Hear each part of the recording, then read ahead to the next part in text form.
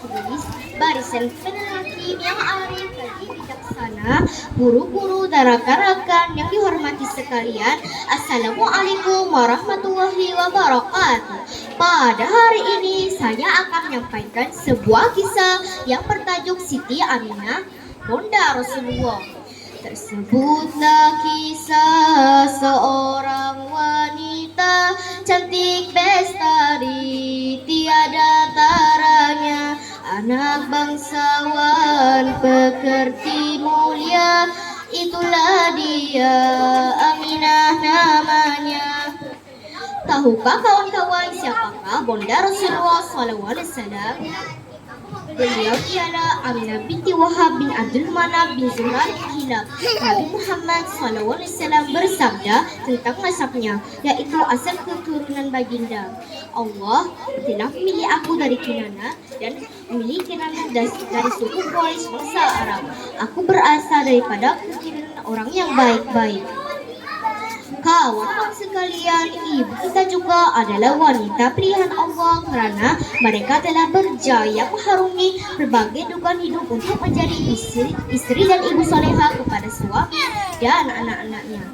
Kawan-kawan, pernah dengar lagu Ibu Engkaulah Ratu Hatiku? Ibu, ibu, engkaulah ratu hatiku. Bila ku berduka, engkau hiburkan selalu. Ya kawan-kawan, ibu adalah ratu dalam kehidupan kita. Allah berfirman dalam surah An-Nisa ayat 34 yang bermaksud wanita-wanita yang salihah itu adalah mereka yang taat kepada Allah dan menjaga diri ketika suaminya tidak ada kerana Allah telah menjaga mereka.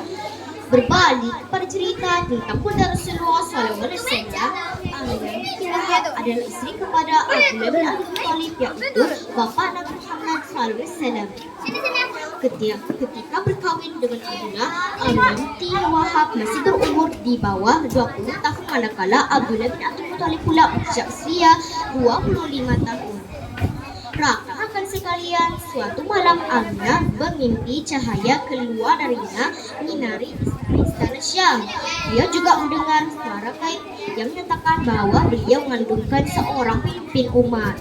Para pendeta Yahudi dan Nasrani selalu membicarakan tentang kedatangan Nabi yang ditunggu-tunggu selama ini. Allah berfirman dalam surah Al-Baqarah 129. Bismillahirrahmanirrahim. Rabbana wa ba'ats fihim rasulan minhum yatlu 'alaihim ayatika wa yu'allimuhumul kitaba wal hikmata wa yuzakkihim innaka antal azizul hakim. Yang bermaksud, ya Tuhan kami, utuslah bagi kami seorang rasul dari kalangan mereka sendiri yang akan membacakan kepada mereka ayat-ayat-Mu dan mengajarkan kitab dan hikmah kepada mereka dan mengujikan mereka. Kawan-kawan sekalian, benarlah ramalan mimpi Aminah tentang cahaya yang keluar dari dirinya serta menerangi istana-istana Syam itu. Aminah binti Wahab melahirkan seorang putra lelaki pada hari Isnin 12 Rabiul Awal bersamaan 570 Masehi. Putra yang diberi nama Muhammad itu telah dipilih Allah sebagai Rasul Risalah untuk manusia hingga akhir zaman. Telah termaktub di dalam Al-Quran surah Ali Imran ayat 85. Bismillahirrahmanirrahim. Wa may yabtaghi ghayral islami dinan falan yuqbala minhu wa huwa fil akhirati minal khasirin. Yang bermaksud, dan barang siapa yang memilih agama selain Islam, maka tidaklah diterima agama itu darinya, dan di akhirat masuklah orang-orang yang rugi. Nabi Muhammad akhir zaman, pembawa rahmat seluruh alam, akhlak mulia tidak bandingan, menjadi contoh umat Islam. Rasulullah SAW bersabda yang bermaksud setiap kelahiran anak kecil dilahirkan dalam keadaan fitrah. Hadis riwayat Al-Bukhari dan Muslim. Namun pada masa kini masih ada lagi kaum yang menyatakan bahwa anak kecil dilahirkan membuat sial karena menyebabkan perbaikan masalah seperti bengkel dan perniagaan, ditimbang malapetaka dan sebagainya. Ingatlah kawan-kawan, segala masalah yang berlaku itu merupakan satu ketetapan daripada Allah Subhanahu Wa Taala dan bukanlah disebabkan zuriat yang tidak berdosa. Sidang hadirin sekalian, ketika Nabi Muhammad berusia 6 tahun, Aminah bersama-sama anaknya Muhammad serta pengasuhnya Ummu Aiman pergi menziarah pusara suaminya Abdullah di Yathrib. Ketika dalam perjalanan pulang ke Mekah, Aminah jatuh sakit dan meninggal dunia. Beliau dikuburkan di sebuah tempat bernama Abwaq. Dengan hati yang penuh luka, kembali Nabi Muhammad SAW bersama-sama pengasuhnya Ummu Aiman. Maka tinggallah Nabi Muhammad menjadi yatim piatu.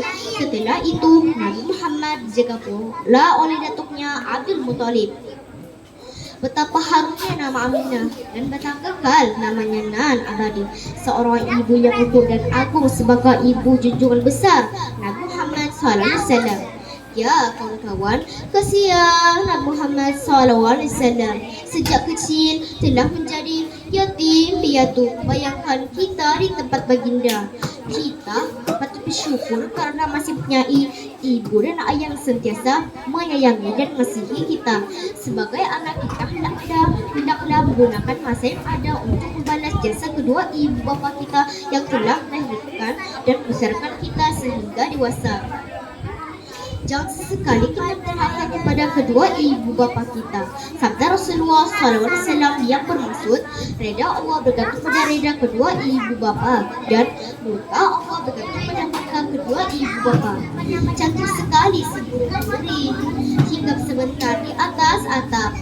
Seikhlas hati nusun jari. Mohon maaf salah dan silap. Wabillahi taufik wal hidayah. Assalamualaikum warahmatullahi wabarakatuh. Sekian, terima kasih.